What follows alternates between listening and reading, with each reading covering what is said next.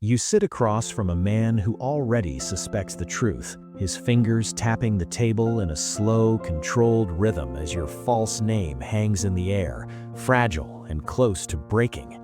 Years ago, in a cold room held at 19 degrees under fluorescent lights, you signed a contract that erased your real identity and replaced it with something assigned, something functional. And from that moment, your life became a sequence of controlled routines, 4 hours of sleep, endless interrogations, fabricated memories repeated until they felt real, until you were placed into the field as no one, invisible, observing shipments, memorizing faces, learning that survival depended not on strength, but on precision, on knowing what to report and what to leave out. And with each passing year, your role deepened, from observer to participant, from silence to action. Each step forward marked not by recognition, but by increased risk, until you were trusted by the wrong people and relied upon by a system that never intended to protect you. Everything became numbers, 48-hour reports, 90-second communication windows, measured distances, calculated risks. And within that structure, you learned the unspoken rules.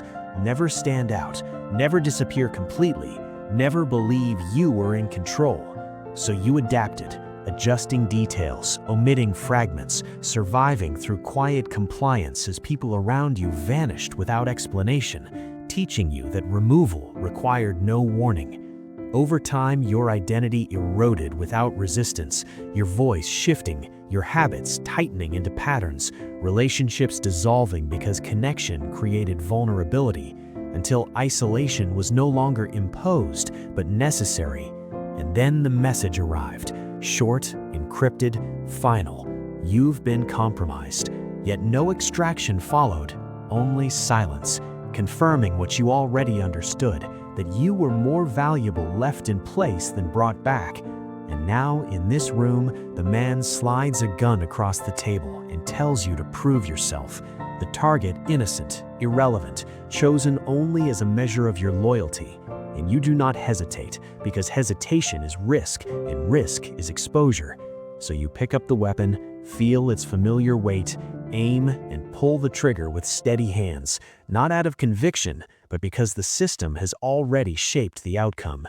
And in that moment, you recognize there was never a single point where you changed, only a gradual erosion through small procedural compromises until the line no longer existed.